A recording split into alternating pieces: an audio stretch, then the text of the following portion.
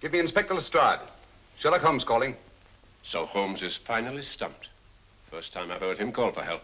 Call for help, indeed. He's only just beginning his investigation. Lestrade, this is Holmes. Infamy is the right word. It's definitely the right. The definitive Sherlock is Basil Rathbone. You just know you're in for a good ride. Yeah, you know, right, This is a good, fun Sherlock Holmes. Hi, and welcome back to A Night at the Movies with Brit Flix. I'm Paul. And I'm Kelly. And this is Two Buck Chuck. And tonight, Kelly, we're here to watch another great classic movie. Sherlock and the Secret Weapon. Yes, from 1942. What a great movie. I love these old Sherlock films. Yeah. I used to watch them when I was a kid, you know, and to me, the definitive Sherlock is Basil Rathbone. Oh, thank you. Because he looks British, he looks the part to me, Yes. and his hair's never nice and neat. It's always kind of mussed up, you know, and just his accent, just everything about it. You know, I always loved when I was a kid. I used to watch tons of these things, and this one really looks good. It kind of takes him out of the murder mystery whodunit, Right. you know, Sherlock that we're used to, and puts him out in, you know, kind of in global espionage. The Gestapo was close on our heels. Well, you could tell it was made during the war. Yeah, Because yeah. it's very pro-British, especially at the end when he talks about that does the Shakespeare thing. This fortress, built by nature for herself. And it's all, of course, about a secret weapon, which is probably based on the Norden bomb site, which Americans had. But so I think it's kind of based on that, because it's a bomb site this scientist has, which is the one that he's trying to protect, Sherlock's trying to protect, right? He smuggles them out of Switzerland. Yes, the movie starts off where we find Sherlock in disguise. Right. Here are the complete works of Wilhelm Shakespeare, an old German writer. That's the one thing I kind of chuckled about with the movie, because we all know Basil so well. He has voice so well, you know, he has a distinctive voice. And when he's got his books, You see my forged Swiss papers, and he believes I come from Lucerne. so we see Sherlock in disguise because he wants to get Dr. Franz Tobel out of Switzerland. There's one scene when you'll see later in the film, when he comes out of the house with the guy, when he sends the two decoys in there to draw the Gestapo guys off. Yeah. Then he gets in their car that they had, and then they back out, and I think it's a voiceover. He says, You would take the Nazis' own car. One must adapt oneself to the tools at hand. I had a feeling that they went, wait, how do we do this? Because that's not his car. So Exactly. they covered it later on. We'll do a voiceover. We'll just use the Nazis' cars. Plug that in. I think we could talk about it more when we're done, but Yeah. Kelly, why don't we take a look at the movie definitely. and then we'll talk afterwards. But here is Sherlock Holmes and the Secret Weapon from 1942. Very entertaining film. Enjoy. Enjoy.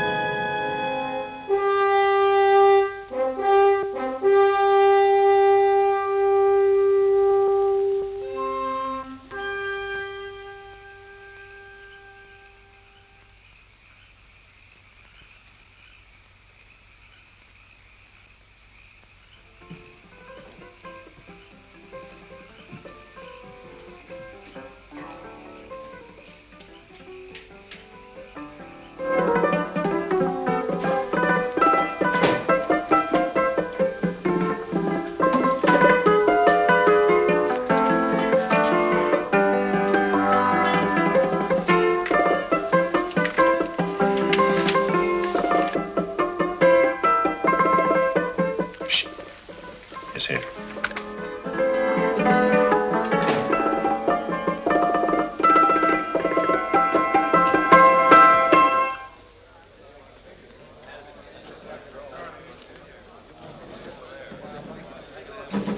gentlemen look like educated men of good taste, I have here some rare old first editions. Si le vieux vous embête. He's not bothering us. I'm interested in his books. Light beer. Oui, monsieur. Now here are the complete works of Wilhelm Shakespeare, an old German writer. We move tonight. Orders from Berlin. Dr. Tobel is to be across the border before dawn. But we have had orders not to break into his house, and he hides there. Hasn't been outside in weeks. The Führer wants no trouble with Switzerland at the moment. We must be very careful. If we can't break in, he won't come out?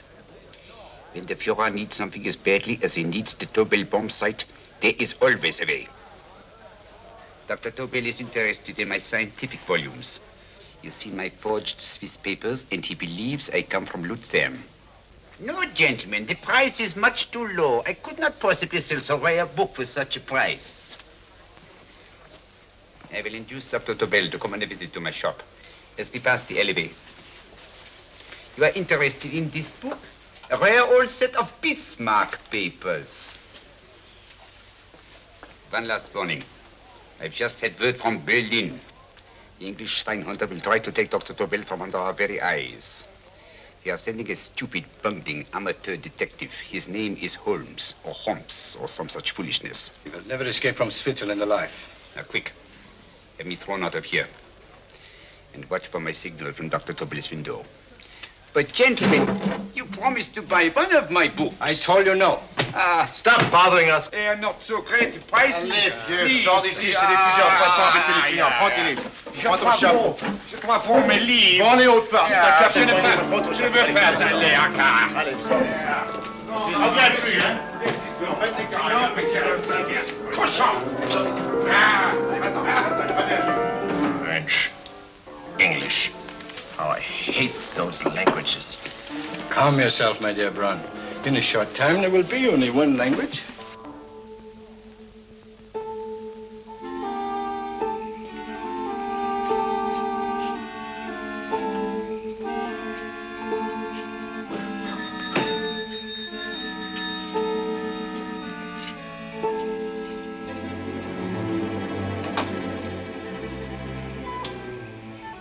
Good evening, Dr. Tobel. I have here some very interesting scientific books. I thought you might like to see them. Please come in. He's entering the house. Quickly, get the car and have the motor running. I will follow.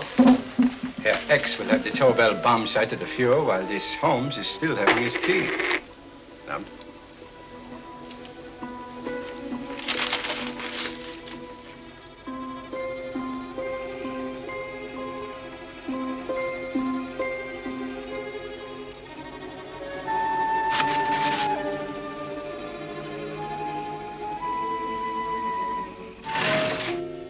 What are you doing?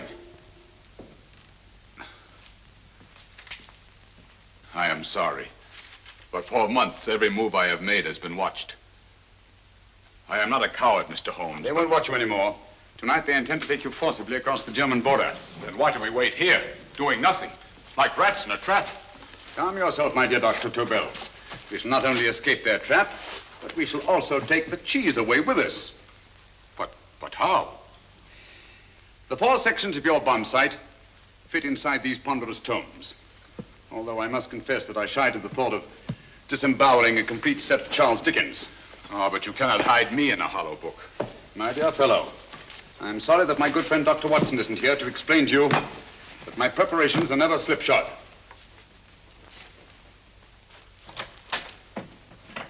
Stefan, Eric, why do you call my servants? Your servants, yes, but tonight they assume new roles. Let me present Dr. Tobel and our old friend, the bookseller. Holmes, it is so simple. Yes, the obvious always appears simple. Quick now, we must leave. Stefan, the knapsack.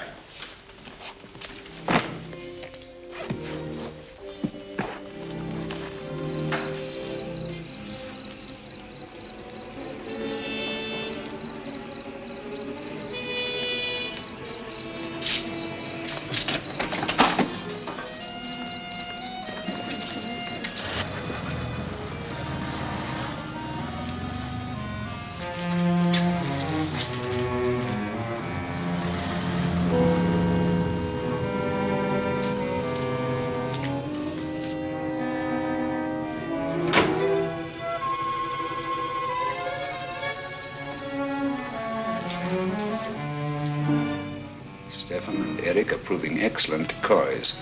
And the Gestapo has been fooled? Completely. Their servants are leading them into the next street. But what will happen to Stefan and Eric? Nothing, don't worry. I've taken care of that. The way is clear. Come on, quick.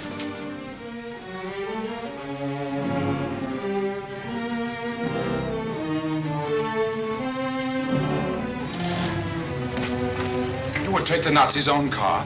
One must adapt oneself to the tools at hand.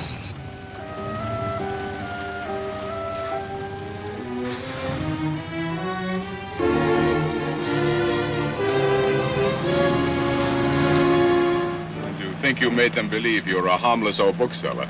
Yes, I've always felt that a thorough knowledge of the classics might come in handy.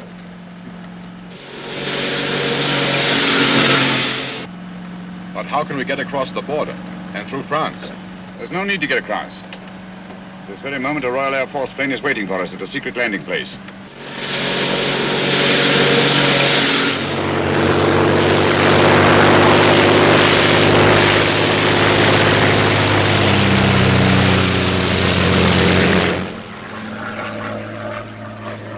How long before we arrive in London? In a very few minutes. We're passing over Dover now. Thank you.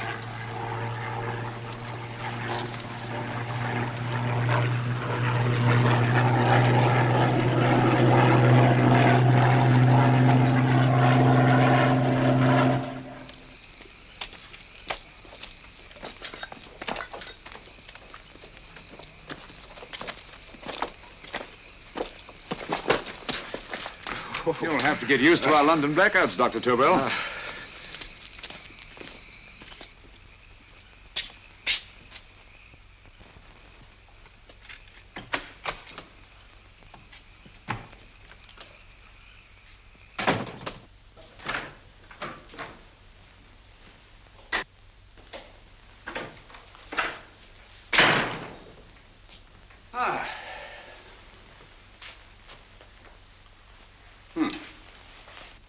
Dr. Watson's. Very untidy fellow. What are we going to do with these? A problem of the most elementary nature, my dear Dr. Tobel.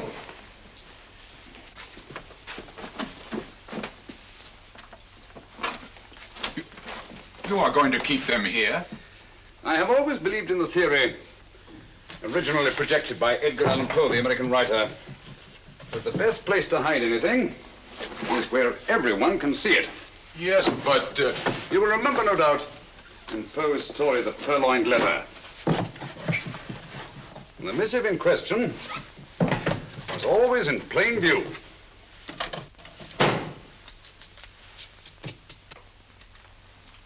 Hands up, gentlemen.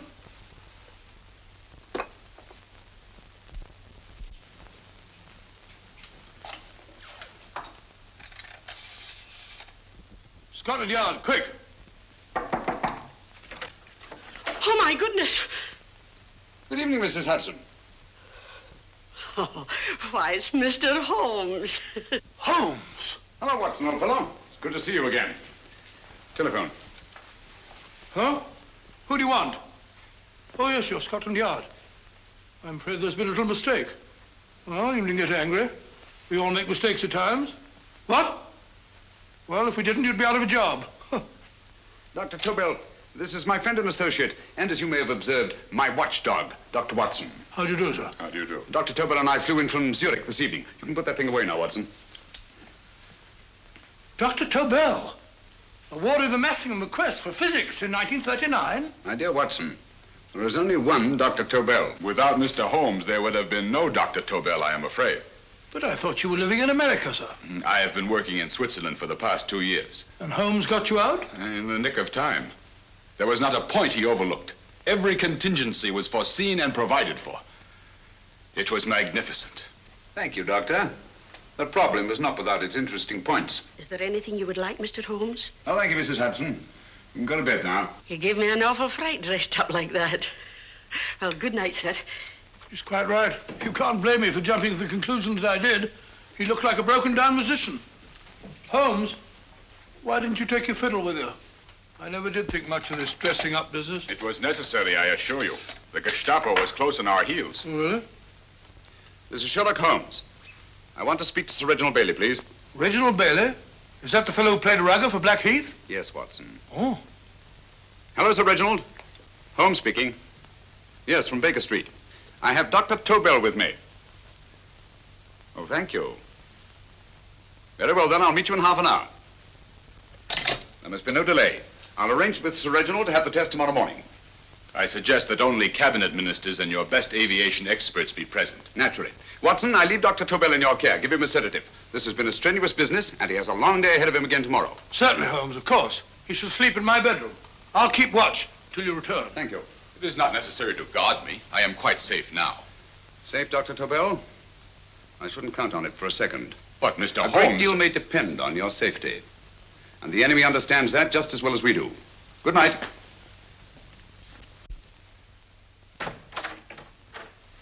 Keep alert, Watson. Yes, of course. A couple of these and you'll sleep peacefully through a blitz. Thank you. You'd better start undressing at once, or you'll find yourself fast asleep in the middle of taking off your trousers. Well, I'll sit over here and keep an eye on things. Oh, by the way, if you're nervous, call out. Good night, Doctor. Good night, Doctor. Both saying the same thing at the same time. Good night, Doctor. Good night, Doctor. That's it. Untidy fellow, Holmes.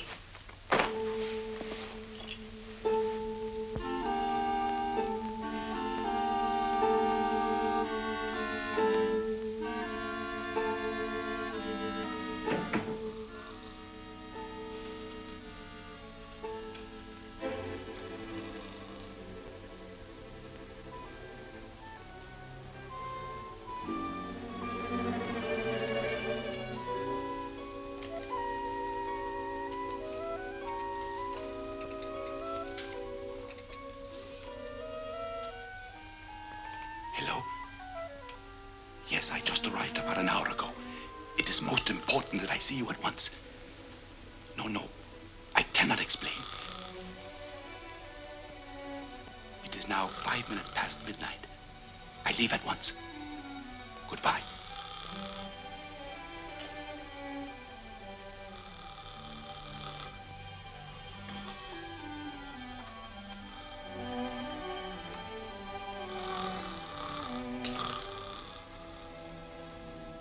Holmes, I don't have to tell you how much this means to us.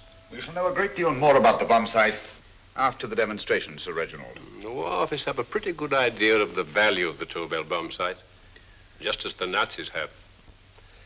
However, if you'd care to place Dr. Tobel under the protection of Scotland Yard until tomorrow... No, that won't be necessary. I shall personally deliver Dr. Tobel to your representatives on Salisbury Plain in plenty of time for the demonstration. Thank you. Good night, Sir Reginald. Good night, Mr. Holmes.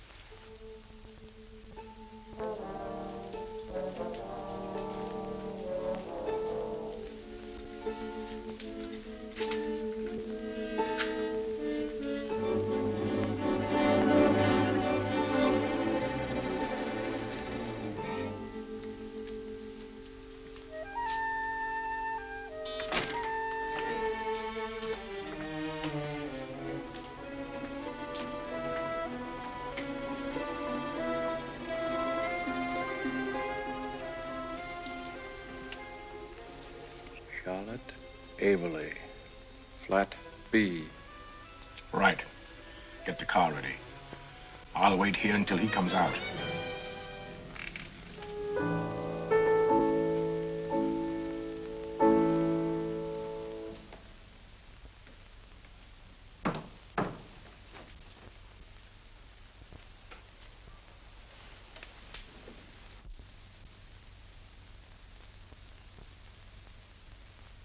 Is that what the Americans call doodling? It is more serious than you could possibly realize, Charlotte.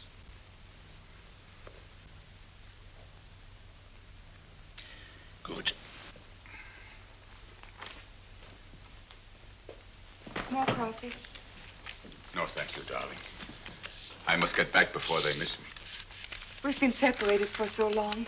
I couldn't bear it if anything should part us again. I want to work with you, and I want to know every minute where you are. Even for you to know the details of my mission in London is to sign your death warrant. If you are in real danger, I want to share it. There is one thing you can do. Guard this envelope. If anything happens to me, see that it reaches the hands of Mr. Sherlock Holmes. Mr. Sherlock Holmes.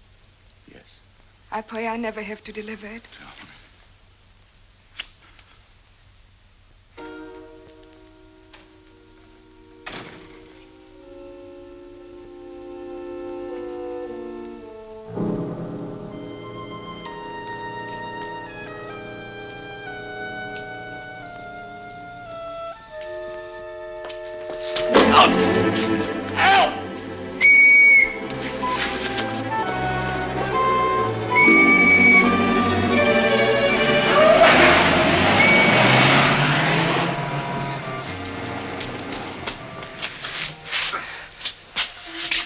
He got away. Are you all right, sir? I think so. It must have been a robber. Since the blackout, those bodies have become quite a nuisance, sir. I say, you better come with me and have that fixed up. Thank you. Just lean on my arm, that's it.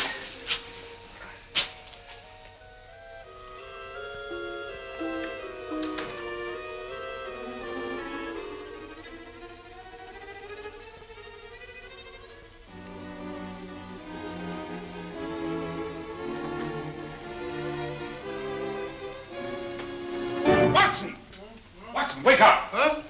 Where's Tobel? He's in there. No, he isn't. He's gone. That's impossible. He's asleep in my bed. I've been here all the time. If anything's happened to him... Tobel! All right? It is nothing. Here, sit down here. Let's have a look.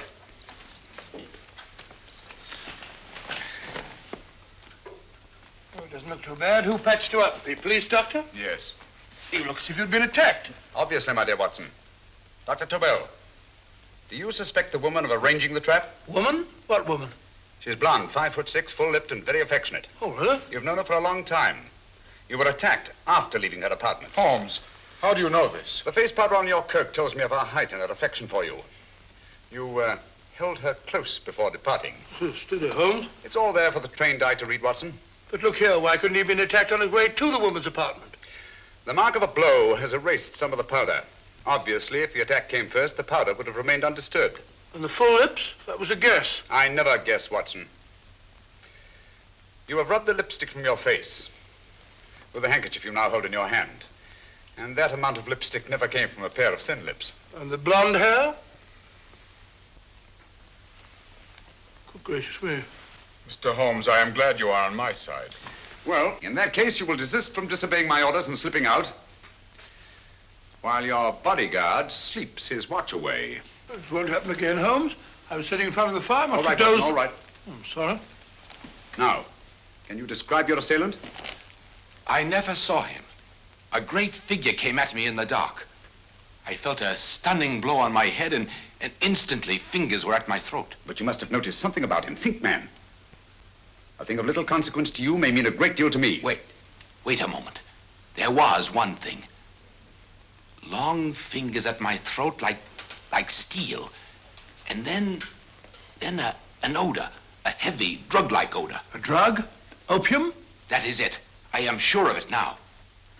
Well, I suggest we get the remains of a good night's sleep. Remember, the test takes place tomorrow morning on Salisbury Plain.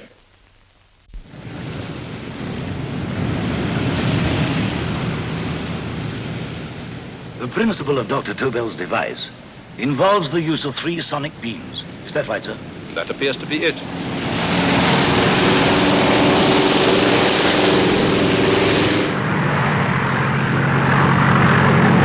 There he is.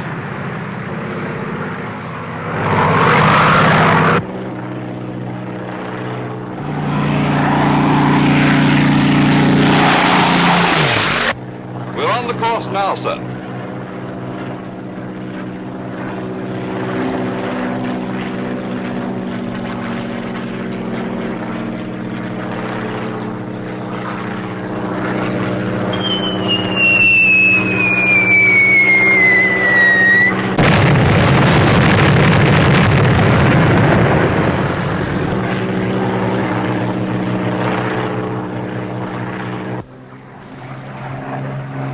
gentlemen. That load would sink any ship in the world. We must consider the possibility of good piloting and a lucky hit. I'd like to see another try of it. So would I. They want you to try again, sir.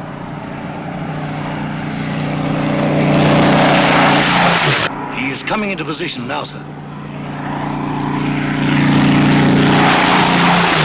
We're on the course now, sir.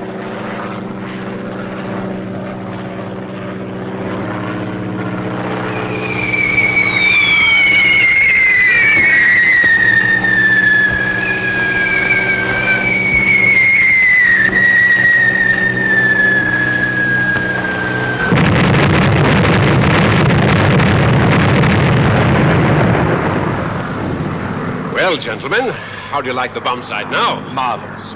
We'll revolutionize aerial bombardment. Inspector Lestrade. Yes, Sir Reginald? I hope Scotland Yard is taking every precaution to guard Dr. Tobel and his equipment. 2 plainclothesmen ride with him in his car, sir, and 4 others follow in another one, sir. Good. He's coming to my office in Whitehall as soon as he lands. Shall we start, gentlemen? Yes.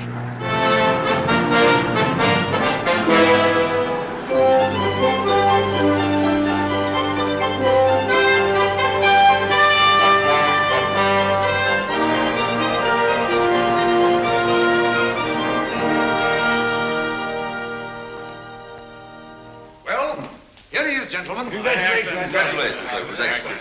Amazing performance. It was magnificent, Dr. Tobel. Magnificent. I am glad we had such ideal conditions for the test. I wouldn't have believed it if I hadn't seen it myself. We've been through a lot, Holmes, but thank goodness he's safe now. You brought your apparatus with you? No, Sir Reginald. I did not. But why not? It must be lodged in the most impregnable vault in this building until we're ready to start manufacture. I have arranged for a little office of my own. I intend to supervise the manufacture myself. But you offered it to our government for our use. Everything Mr. Holmes has done has been with that idea in view. I still offer it to your government. But no one else will know the secrets involved. I have devised a plan to guard my invention. A plan as intricate as the bomb sight itself. If you imagine for one moment... Please. I will not change my mind, Sir Reginald. I am taking the matter into my own hands.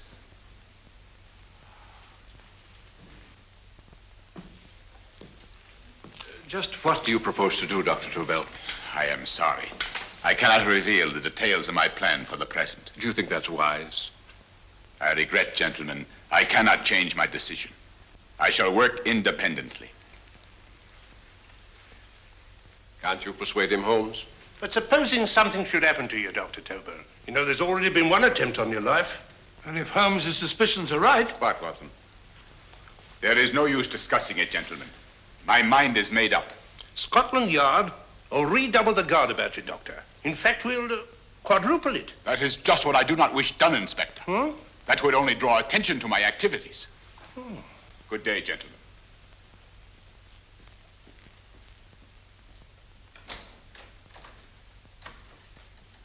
Just the same, I'll have my men watching him every moment from now on. No, wait, Lestrade. We must not offend Dr. Tobel. We must remember that he, as a citizen of Switzerland, is under no obligation to give us his invention. We must do as he asks. Don't you agree, Holmes? To be sure, Sir Reginald. I'm not officially connected with the government, and I intend to remain on the case. Good. That is, if Inspector Lestrade doesn't mind. Not at all, Mr. Holmes. We're always glad to have you hanging around. Thank you. You can put those away now, Lestrade.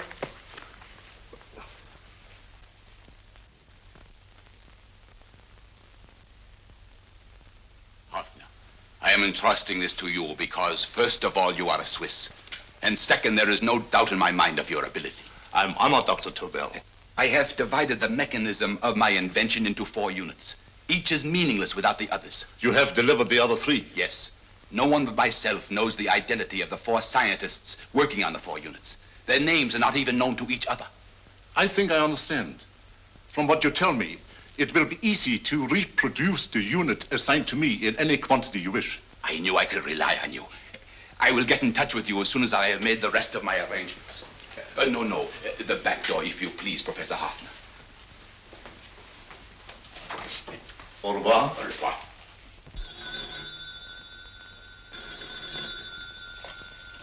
Hello?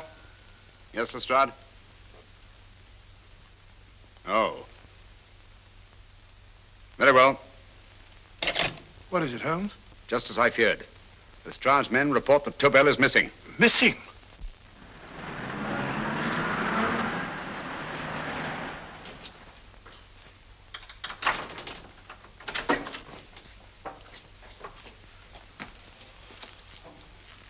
Gone.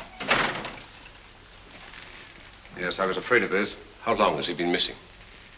Practically since he walked out of your office yesterday. If you'd only given me the address of this place, I shouldn't have had to waste so much time finding it. Empty. The bomb site's gone. I didn't expect to find it here, Sir Reginald. This is a pretty mess. If you knew this was going to happen, why the devil didn't you do something about it? You can rely on Holmes implicitly, Sir Reginald. Tobel's gone, and heaven alone knows where. Well, it serves me right for listening to that crack-brained idea of his. He dismissed Lestrade's men, and they went, leaving him here alone and unguarded. Holmes, if anything has happened to Tobel, if his invention falls into the hands of Germany, it will be a major disaster for England. Christmas wrapping. He did his Christmas shopping in plenty of time. Yes, curious. Do you notice anything, Holmes? Scent. Perfume. Yes, I noticed it the moment we entered the room. Claire de Lune. One of the rarer essences, and very expensive. That woman again. Undoubtedly.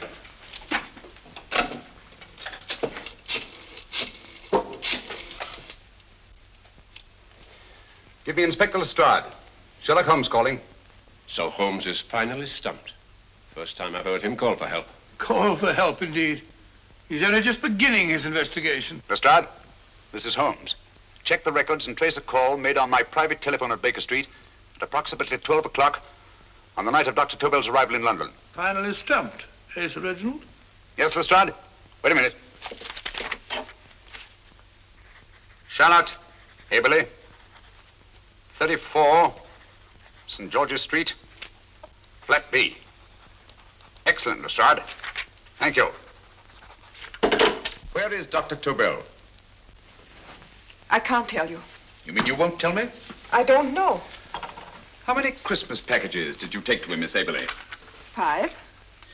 He dismantled his bomb site and packed the units in 4 other boxes. Is that correct?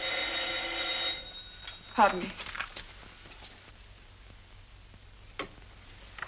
Hello? Yes? This is Miss Aberley. Why, someone must have stolen it. On Richmond Bypass. Yes. Yes, I'll arrange to have it removed. Yes, at once.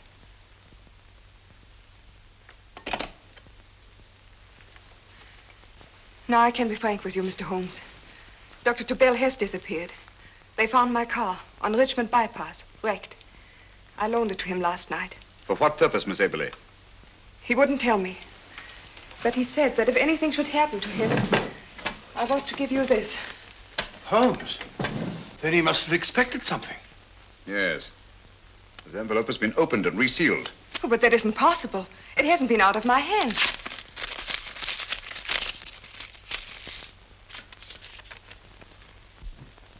We meet again, Mr. Holmes. What? Why, that's not the message. It isn't even the same paper.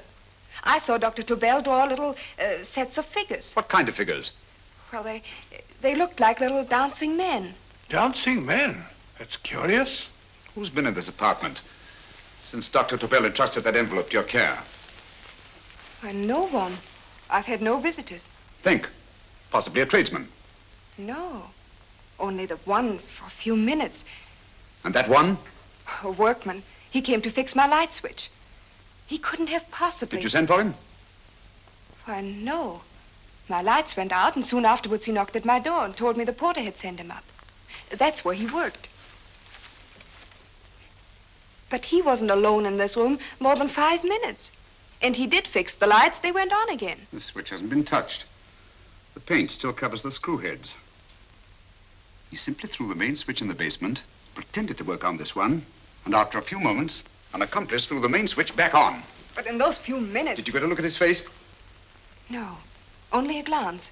Now I realize he kept his face averted. But he was a large man. Yes, he was large. His eyes heavy-lidded, a thin film over the pupils. Then, Holmes, you I remember now. His eyes, they were like a snake's. Miss Aberley, Dr. Tobel is being held by one of the most brilliant men in the history of crime. Come along, Watson. There isn't a moment to lose. Goodbye, Miss Aberley. Oh, goodbye, Miss Aberley. I don't see why I'm not allowed to go with you. You have your own mission, Watson. Yes, to take a sealed note to Inspector Lestrade while you search Soho. I shall not be searching for him. I shall permit him to find me in the character of a murderous Lascar once in his employ, and whom I may add is still in jail. Yes, but after all these years... Make no mistake, Watson. This is not a duel of intellects with a cruel but single-minded Gestapo killer. This is our greatest problem, with England as the stake, and our antagonist, Professor Moriarty. We've got to beat him. Once he's behind bars, I think I shall entitle my memoirs of these adventures, The End of Moriarty. An excellent title, Watson. But, we must arrange that it isn't Moriarty who's left to write the memoirs. Huh?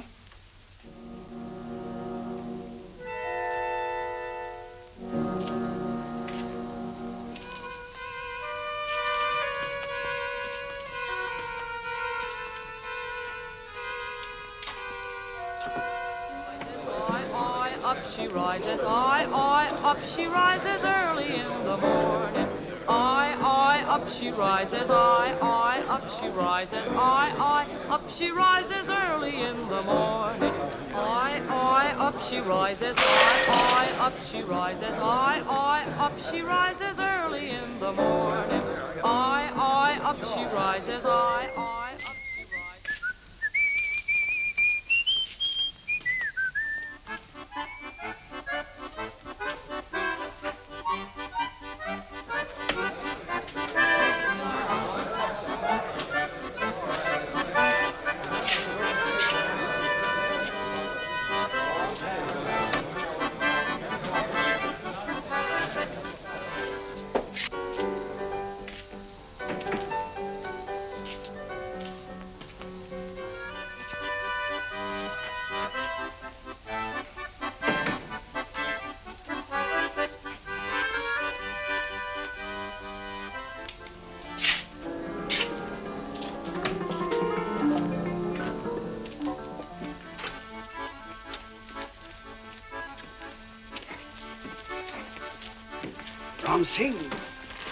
Ram Singh. Oh, no, Ram Singh. I do. You blooming wharf rat. Been in jail, ain't you? How you know? I heard from the blighter what left you to swing instead of him. You know what I mean, matey. I know. I'll have to kill him. Would it be worth £10 to you? You know where he lives? For £10, I know. Only got 2. Goodbye, matey. 5. £10 on nothing, you lying heathen.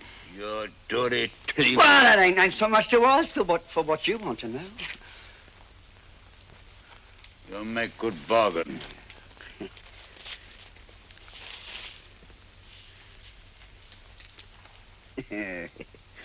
That does it. Well? You remember Angel's Court? Huh? Then follow your nose through the alley till you come to Jack Brady's carpenter shop. He can tell you where the blighter is at this very moment. You come too. Me? If you lie... All right, mister, I'll come along with you. Easy, matey, easy. Follow me.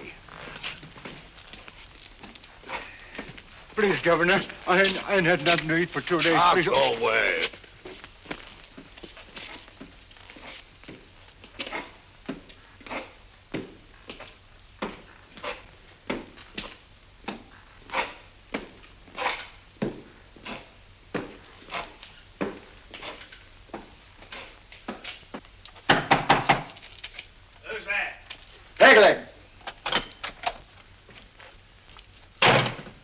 Who's this bloke?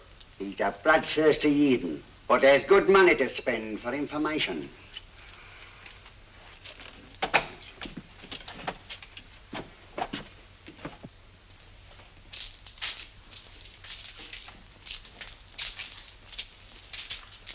What's he want to know? He give me £5 to bring him to someone who could tell him the whereabouts of you know who.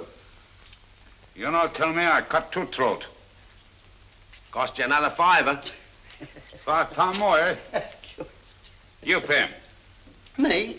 Come on, you. Come on, pay him.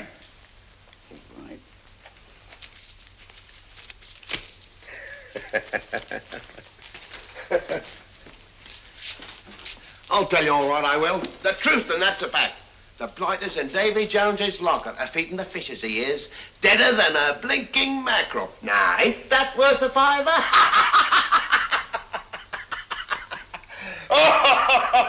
I tell you he's alive. And I say he's been dead these many years. You lie! Easy there, Jack Brady. I would say you were wrong and Mr. Sherlock Holmes was correct. Good evening, Professor Moriarty. Welcome, Holmes. My men have instructions to bring anybody here who inquires for me. They haggle while I watch. An admirable disguise, by the way. It fooled them completely. Of course, it didn't fool me. I never intended that it should. I meant only that it should bring us face to face. Just like old times, eh? A battle of wits, of superior intellects. I may say I've been expecting you since I made off with your precious Dr. Tobel. And his code. Ah, yes, and his code. But valuable as your doctor and his code are to my business, I think my main interest in this affair is the chance it gives me to battle with you again.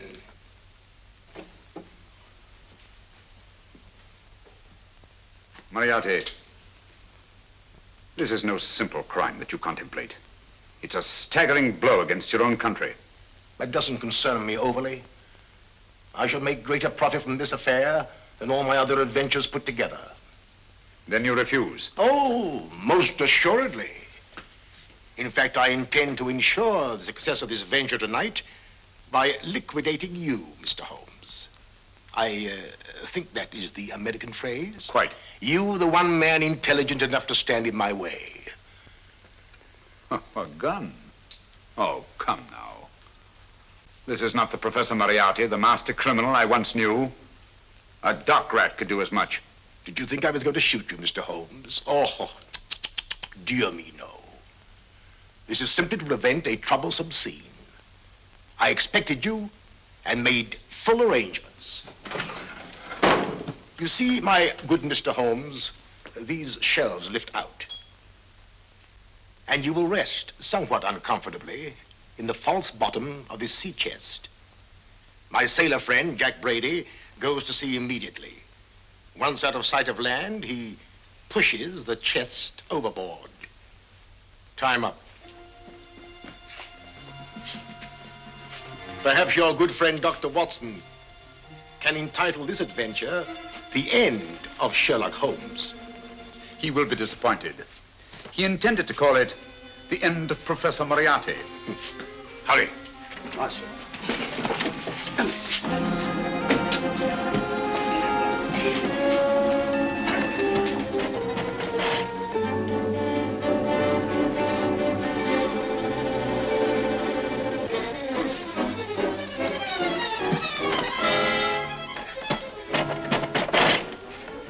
Brilliant man, Sherlock Holmes.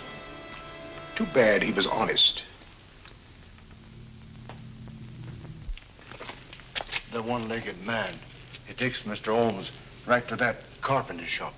He knocks on the door, a man comes out, and in they go. Well, thank you, George. We'll take over the watch. Good night, Dr. Holmes. Good night. What does Mr. Holmes hope to accomplish by this masquerade? He hopes to frighten Moriarty into rushing Tobel into another hiding place. Moriarty's dead, I tell you. Look out. Over here, quick.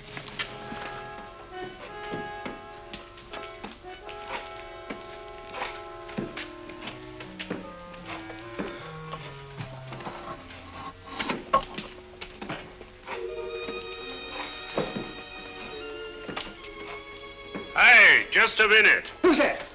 What do you got there? Let's ask him. Scotland Yard? Scotland. Half a mo, Governor. I'll show you me papers. That's it. There you are.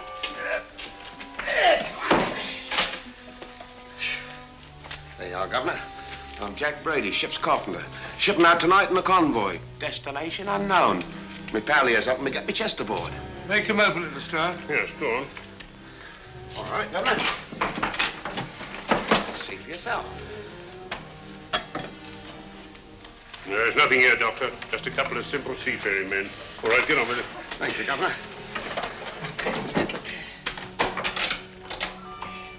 Come on now.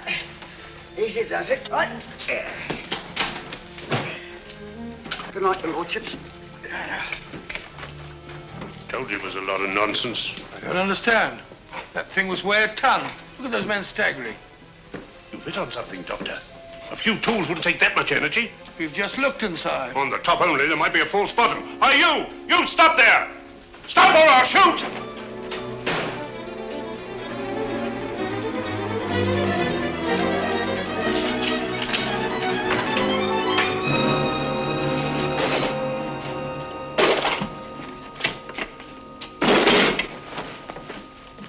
Great Scott, Holmes! Well, I'll be blowed.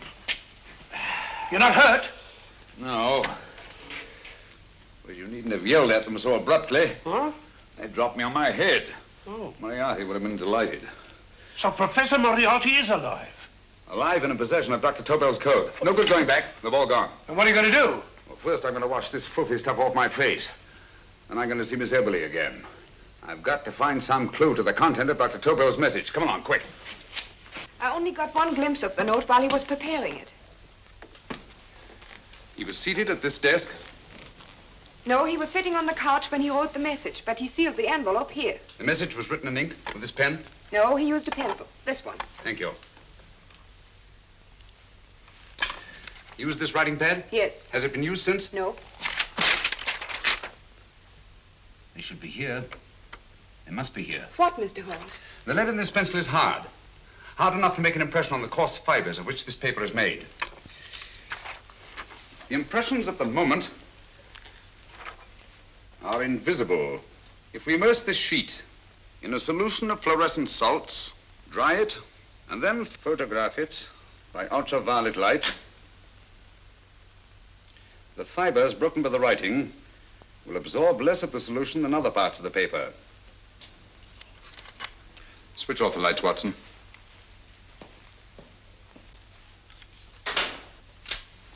We place the slide in the projector and turn on the light. The broken fibers appear darker than the rest of the paper and are therefore visible. Splendid, Holmes. Now I recognize that code. Do you remember a case we had some years ago? It's probably the same, alphabet substitution code. Yes, Watson. I believe Dr. Tobel meant to communicate with us by that means. Substitution of the alphabet? I don't understand. My dear, one of the oldest codes in use is based on the repetition of figures. E is the letter most used in the British language. Therefore, the figure most used, probably in this message, is E.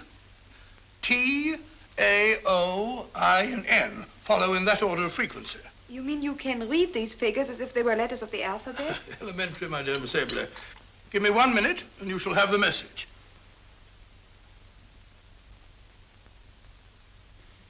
And what is the message, Watson? This fellow Tobel must have been pulling our legs. It's a lot of gibberish. I-Y-Z-L-M-T-H-K. Reads like an eye doctor's chart. Dr. Tobel is a brilliant scientist. I saw immediately that he wouldn't send us a message so simple to decipher.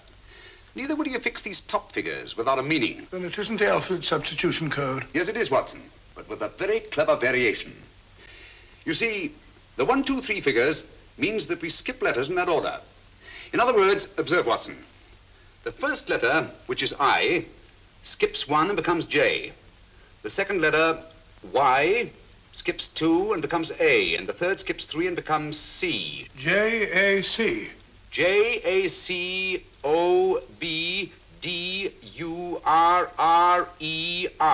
Jacob Dürer, a Swiss scientist and friend of Dr. Tobel's. P-A-L-A-C-E-C-R-E-S.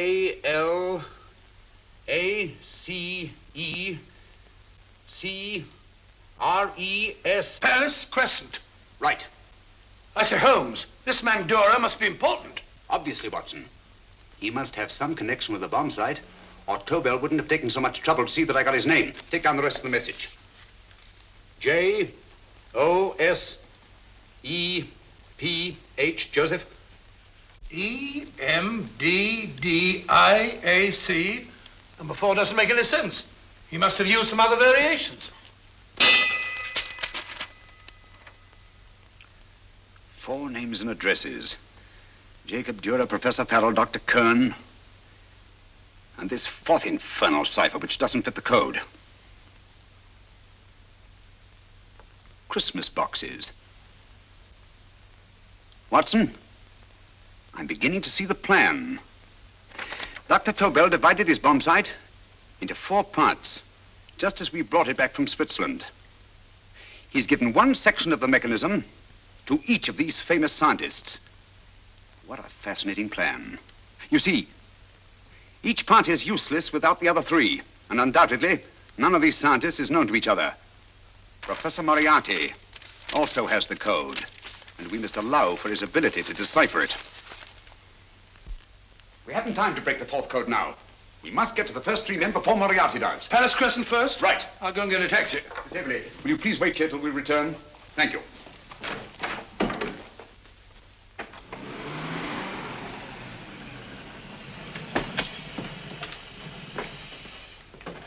Here, where are you going, sir? Jacob Dürer live here? Yes, but there's been a bit of trouble, sir. You can't go in. Inspector Lestrade's orders. Oh. Here, just a minute, sir. That's Mr. Sherlock Holmes. Oh, very sorry, sir.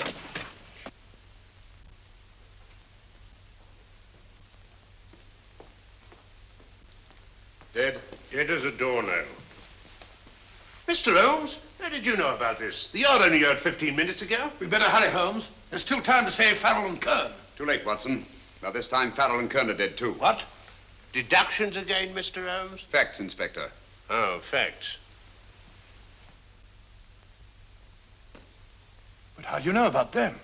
Elementary, my dear Watson. This man has been dead for at least 2 hours. And Moriarty isn't wasting any time. Hello?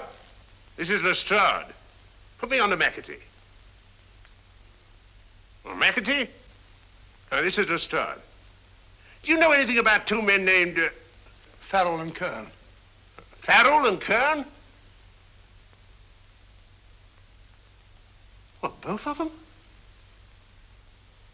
Oh. Thank you. Report only came in 2 seconds before I telephoned. What on earth are we going to do, Holmes? Moriarty's got a big start and he's got the code. Note this, Watson. Scotland Yard reports 2 murders. That makes 3 in all. But there were 4 boxes and 4 codes. Obviously, Moriarty hasn't broken the 4th code either.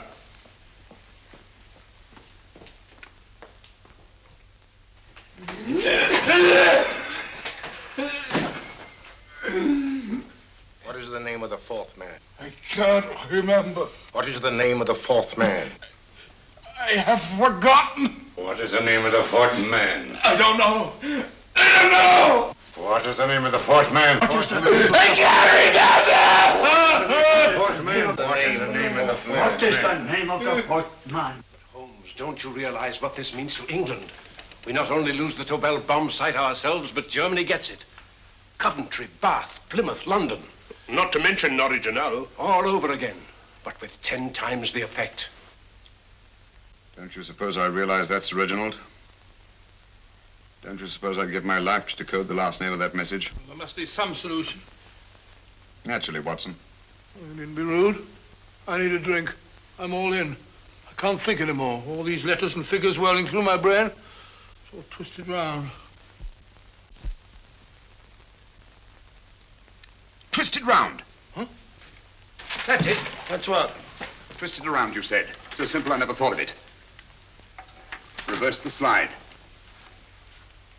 You see, gentlemen? These figures are now identical with the first 3 names. In other words, all the figures of name number 4 are written backwards and read from right to left until we reverse the slide when they read correctly from left to right. Now, let's work on it. Pencil, Watson. But, why would Dr. Tobel want to reverse the figures of number 4? An added precaution, Lestrade, in case the cipher should fall into the wrong hands. Oh, quite a compliment to you, Mr. Holmes. I mean, Tobel taking for granted that you would recognize the difference. Thank you. Ah.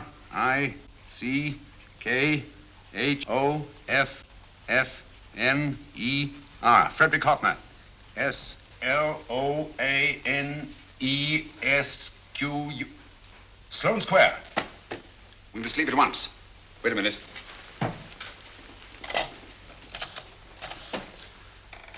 Information?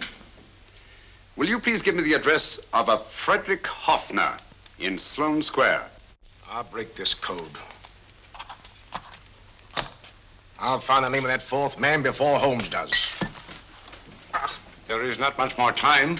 The submarine is to pick us up off Sheerness in 6 hours. I've beaten Holmes so far. We'll meet your confounded submarine with the bomb site intact. But Tobel is unconscious again. As last resort, we could abandon the code and take Tobel to Germany. You try Tobel again in here. Wait. Spilling that glass of water was a very fortunate accident, my dear street brawler. Dr. Tobel's perversion of the cipher was so simple that it fooled us. I was looking for something ingenious. This is ingenuous. He simply reversed the cipher. F-R-E-D-E-R-I-C-K-H-O-F-N-E-R-S-L-O-A-N-E. Frederic Hoffner, Sloane Square. Of course. Hoffner would be the perfect selection. Then you want us to tend to Hoffner? No, we can use Hoffner. He's a brilliant scientist. If Dr. Tobel doesn't recover from your persuasion, Hoffner will be able to put the 4 parts together. You and Godfrey will call on Hoffner, and you will bring him here with the 4th section of the bomb site. Hurry.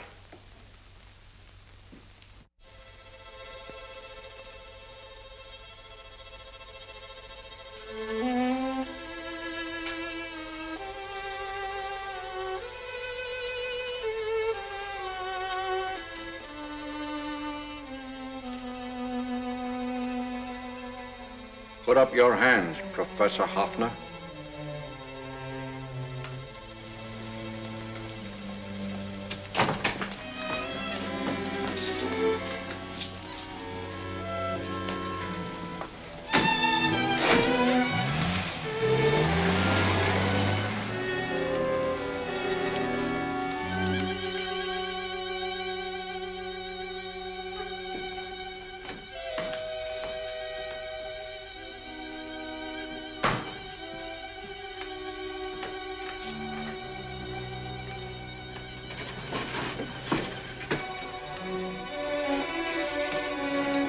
I'll take the box.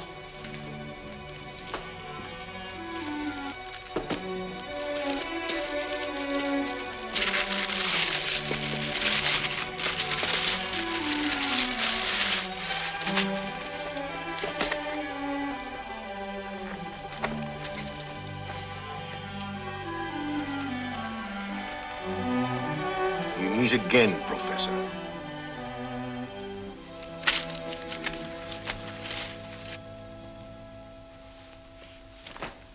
Sherlock Holmes. An improvement on the other makeup. Don't you think so, Professor? So you think you've beaten me, Holmes? I have. The real Hoffner is safely in the hands of Scotland Yard. But I still have Tobel. Now I shall sell Germany the inventor instead of the invention. You've learned nothing from him in spite of all your torture.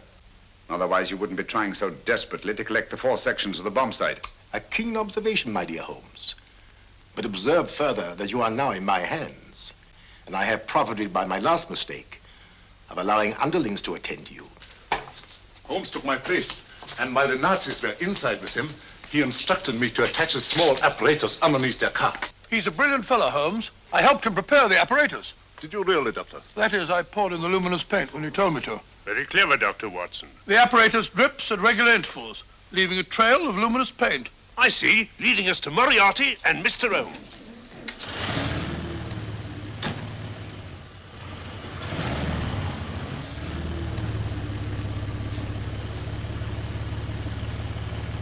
Why are you so confident, Professor? Only a suggestion. But how do you know that Scotland Yard isn't waiting to break in at this very moment? I selected this address with special care. No one can find it, not even Scotland Yard. Relax, Mr. Holmes. There's no escape. I might suddenly dash to the window, break it open, and shout to a passerby. There are no passers-by. The glass in the window is unbreakable, and the room is soundproof. This is my stronghold, Holmes, equipped with all the modern conveniences of a successful man in my profession. Sit down.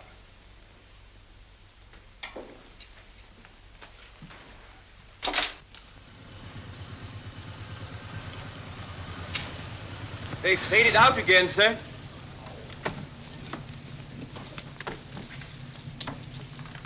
I don't understand, Lestrade. It stopped, and then it started, and now it stopped again. Maybe the apparatus broke down. Oh, a suggestion, gentlemen. At a crossroad back there, a car might have gone over the spots of paint, picked some up on the tires, and left this false trail. That's just what I was about to suggest myself. Very well, we'll try it.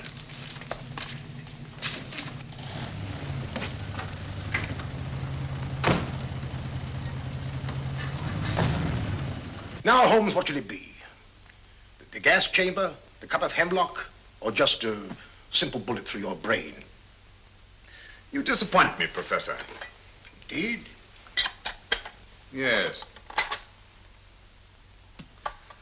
Somehow I always thought that in the end, you'd prove to be just an ordinary cutthroat. You know me better, Holmes. Gas, poison, bullets. I assure you, Professor, were our positions reversed, I should have something more colorful, more imaginative to offer. I'm satisfied to be the winner. I shall be alive. Alive, yes. The winner, no. For in the last analysis, I shall have proved the more resourceful man. You didn't trap me here.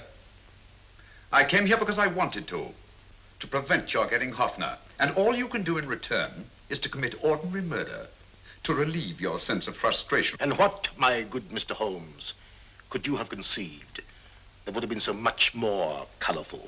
Well, even offhand, I can improve upon your suggestions considerably, but that's only natural, of course. And what is this brilliant idea of yours? You know that a man dies if he loses 5 pints of blood? Yes, of course you do. I should have you placed on an operating table, inject a needle into your veins, and slowly draw off your life's blood. The needle to the last. Eh, Holmes? Slowly, drop by drop, the blood would be drawn from your body. You would be aware of every exquisite second to the very end. You would be watching yourself die scientifically, noting every reaction, and in full possession of your faculties. Interesting. Yes, isn't it? I humbly submit, Professor, that to the very end, I've been more resourceful than yourself. You've played into my hands, Mr. Sherlock Holmes. Time and again I've used this place as a haven for friends of mine, injured in altercations with Scotland Yard. I have a fully equipped hospital here.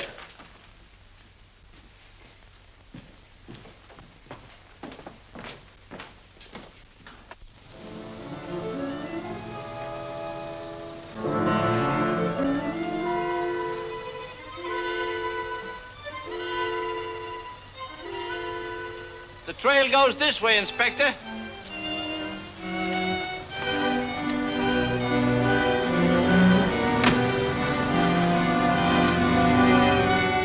Drop by drop, Holmes. Drop by drop.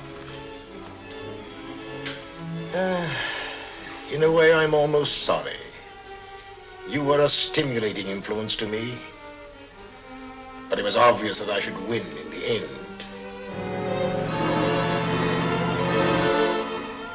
Only a matter of moments now. Take Tobel down to the boat. Start the engine.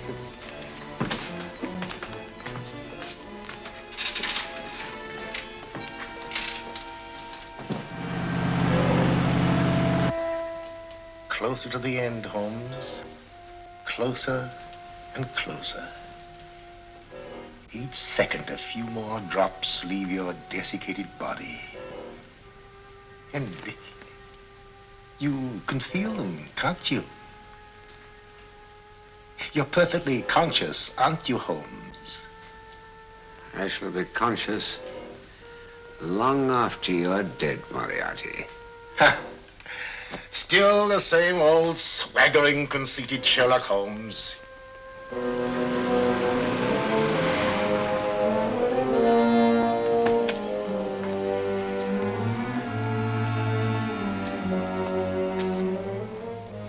Wait.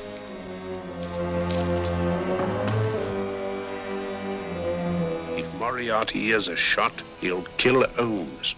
You keep an eye on the boat. Don't make a move till Dr. Watson and I get inside. Understand? You wait here, Professor Hoffner. Come on, Doctor.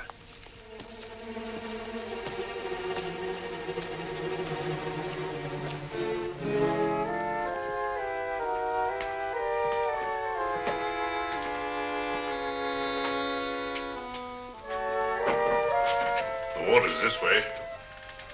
Moriarty's rooms must be out here.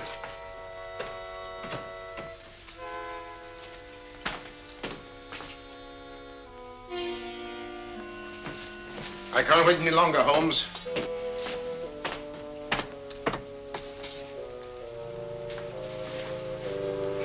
You'll have to forgive the crudity, my friend.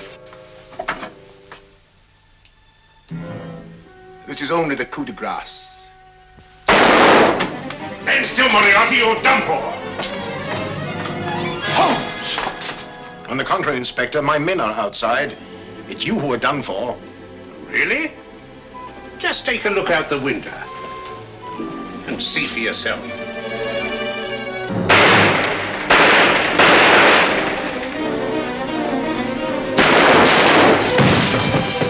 He'll try to get to the speedboat. Yes, he won't go without Tobel. Come on. Wait.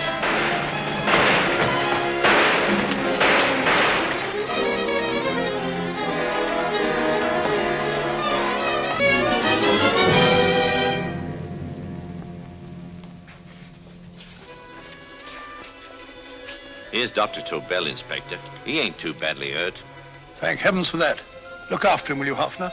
I'll take him to the car.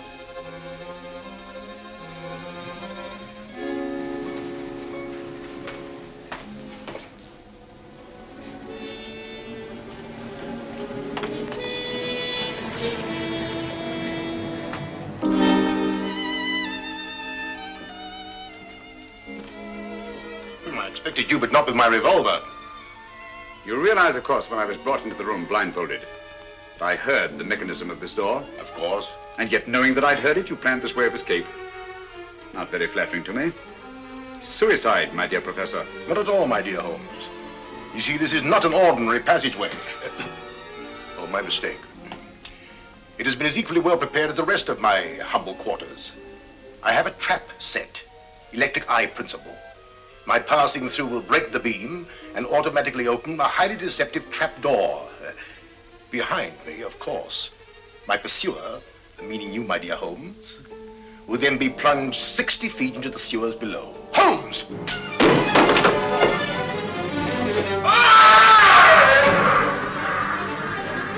Holmes! Poor Moriarty. I neglected to warn him. It seems some careless person came across his trap door and left it open. Come along, Watson.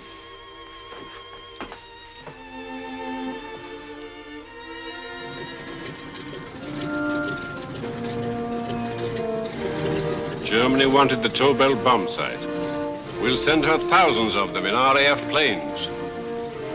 Yes. Thanks to Mr. Sherlock Holmes and to Mrs. Tobel. And of course, Inspector Lestrade. Oh, that's all right, miss.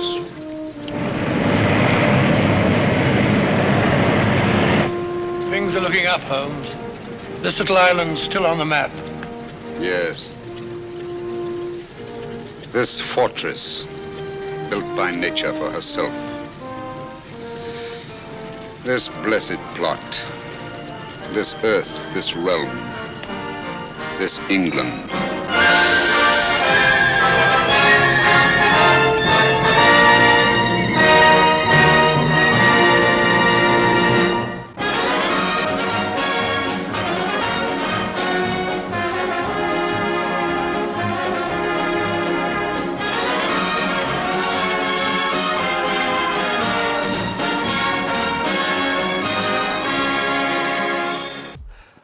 Well, Kelly, that's the way I like my Sherlock Holmes. I love Basil it. Rathbone, Yeah. Nigel Bruce. Can't go wrong with that. You know, the thing I liked about these old Sherlock ones, he's really a detective of the mind.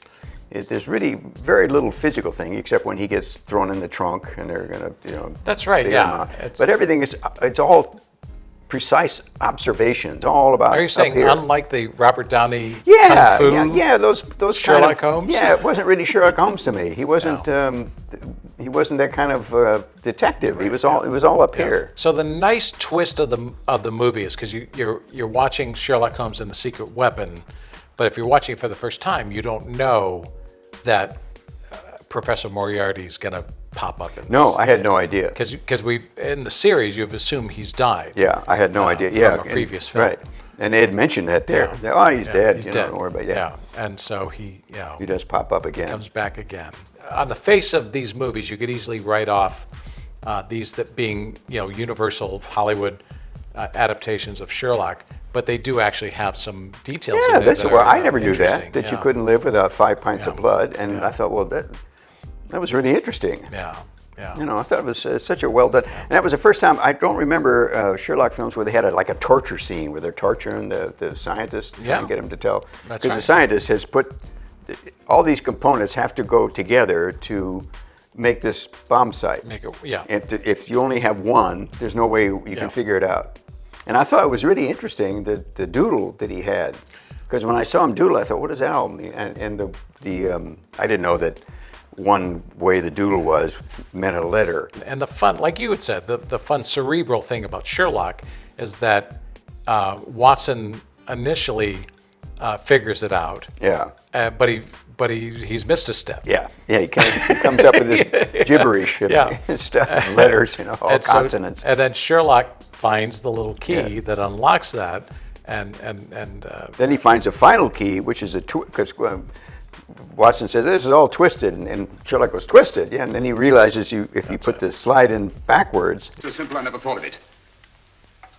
Reverse the slide.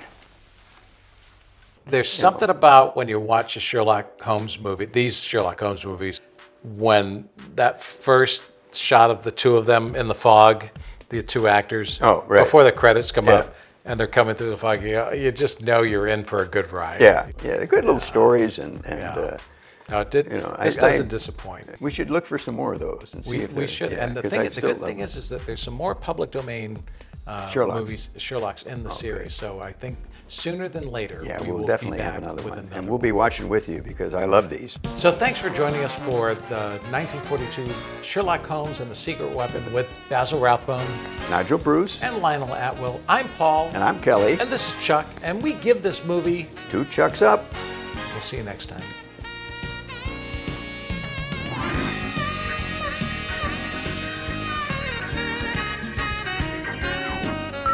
You know what we haven't said?